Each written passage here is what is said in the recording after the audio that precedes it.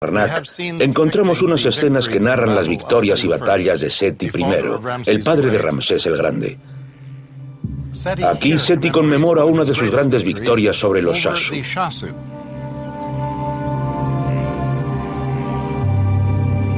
Los Shasu eran un pueblo que vivía en los desiertos del sur de Canaán, ahora en Jordania y en el norte de Arabia Saudí, en torno a la misma época en que aparecen los israelitas.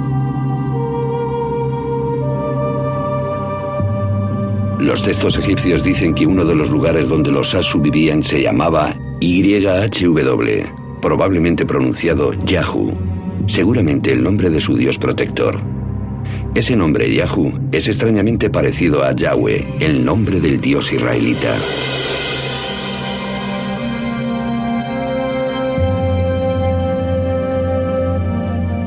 En la Biblia, el lugar donde vivían los Shasu se denomina Madián. Fue aquí, antes del Éxodo, donde la Biblia nos cuenta que Moisés encontró a Yahweh en la forma de una zarza ardiente. No te acerques. Quítate las sandalias de tus pies, porque el lugar en que estás es tierra sagrada. También dijo Dios a Moisés, esto dirás a los israelitas, Yahvé, el Dios de vuestros padres, el Dios de Abraham, el Dios de Isaac y el Dios de Jacob, me ha enviado a vosotros. Este es mi nombre para siempre y por él seré invocado de generación en generación. Éxodo 3, 5 y 15.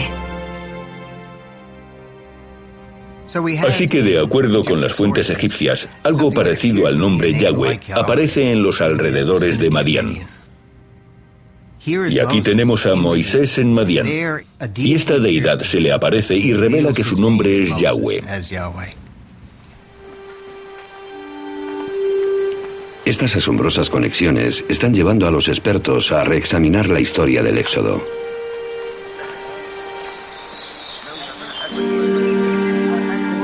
Aunque no hay pruebas de una migración masiva, algunos creen que un pequeño grupo sí que escapó de Egipto. Sin embargo, no eran israelitas, sino más bien esclavos cananitas. En su viaje de vuelta a Canaán, pasaron por Madián, donde las historias de Yahu, el dios de los Shasu, les inspiraron. Probablemente hubo un grupo que huyó de Egipto y tuvo algún tipo de experiencia divina. Seguramente fue un grupo muy pequeño demográficamente, pero fue importante, al menos desde el punto de vista de las ideas.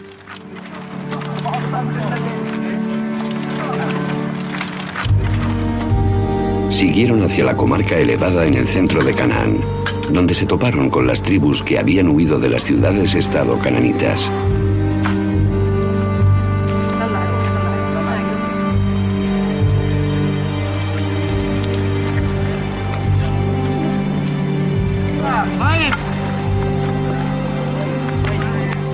Su mensaje de redención resuena bien en esta sociedad igualitaria que comenzó a surgir.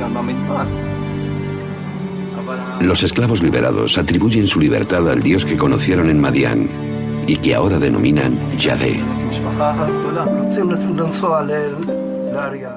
Propagaron la idea de un Dios que representaba la libertad, la liberación de la gente que se quedaba con el fruto de su trabajo.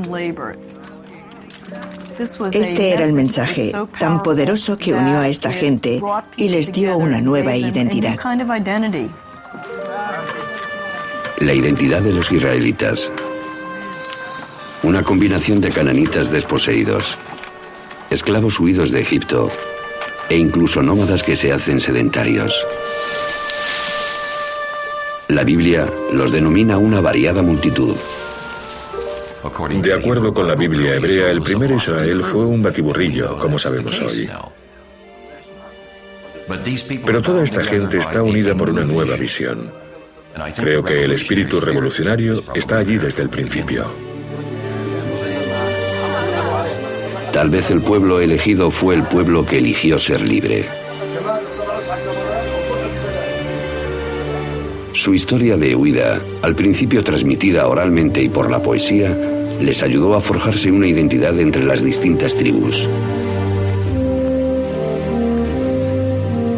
Después, cuando la escribieron, se convertiría en el tema central de la Biblia, el Éxodo y el cumplimiento divino. un Dios que cumple y que procede de Madián, exactamente donde la Biblia indica que fue adoptado por los israelitas y que representa su tránsito de la esclavitud a la libertad.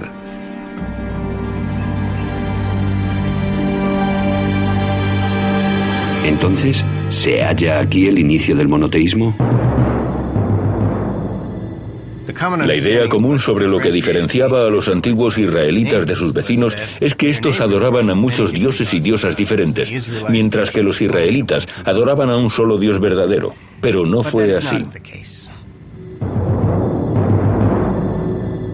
Esta figurita de un becerro, que seguramente representa a él, el dios principal dentro de las deidades cananitas, es uno de los miles de ídolos descubiertos en yacimientos arqueológicos israelitas. A menudo los israelitas adoraban a otros dioses. Tal vez se suponía que no debían hacerlo, pero lo hicieron. Así que al menos en la práctica, muchos, si no todos los israelitas, eran politeístas. Según esta prueba arqueológica, el modelo bíblico del pueblo israelita monoteísta debe ser cuestionado. Sin embargo, las palabras, los pensamientos y las ideas tienen el poder de crear cosas. Al intentar definirse como un pueblo único que adoraba a un solo Dios, los redactores de la Biblia hebrea plantaron la semilla que después germinó y se convirtió en la base del monoteísmo practicado por las tres principales religiones de nuestra cultura actual. Fueran escritas por Moisés o por escribas, las historias del Antiguo Testamento están grabadas en los corazones de millones de personas que han encontrado en las palabras de la Biblia su fe y su consuelo.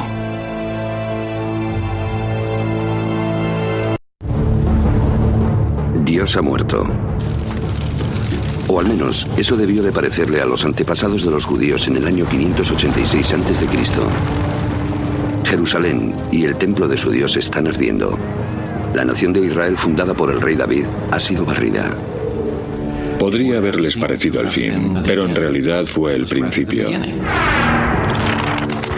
Porque de la terrible destrucción surgió un libro sagrado, la Biblia, y una idea que cambiaría el mundo, la creencia en un solo Dios.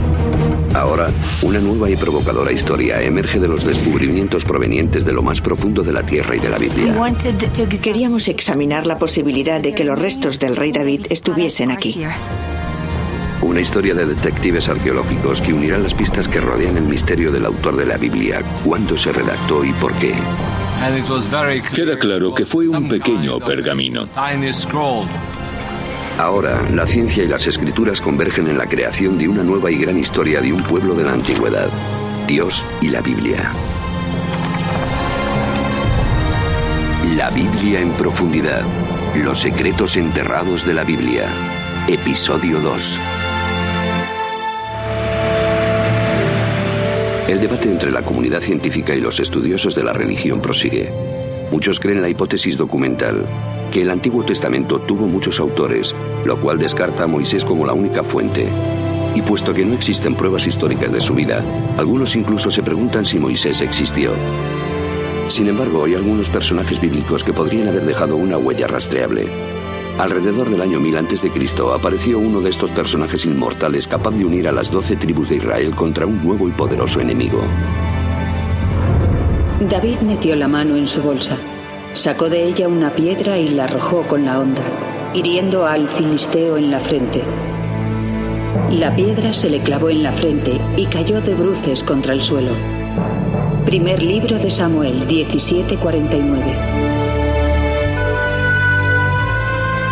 De todos los nombres del Antiguo Testamento, ninguno aparece con más frecuencia que David.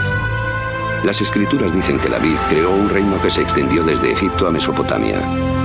Convirtió Jerusalén en su capital real y forjó una nueva alianza con Dios, conocido como Yahvé, que prometió a David que él y sus descendientes gobernarían la tierra para siempre.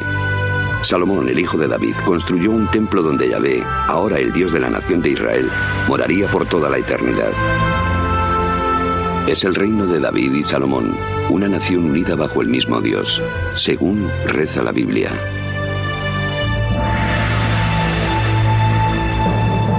Hoy en día algunos escépticos arguyen que no hubo nada parecido a una monarquía unificada.